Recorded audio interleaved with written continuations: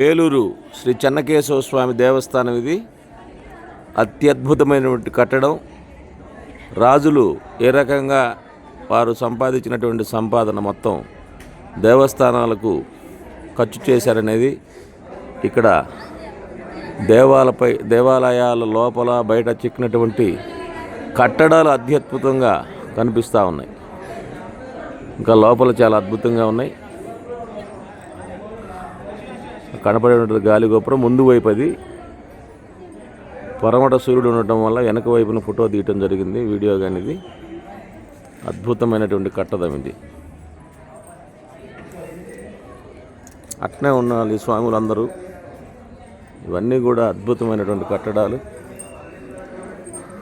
ఇప్పుడు వచ్చే గ్రానైట్ కంటే అప్పటి గ్రానైటు ఎంతో ఉత్తమంగా ఉన్నది.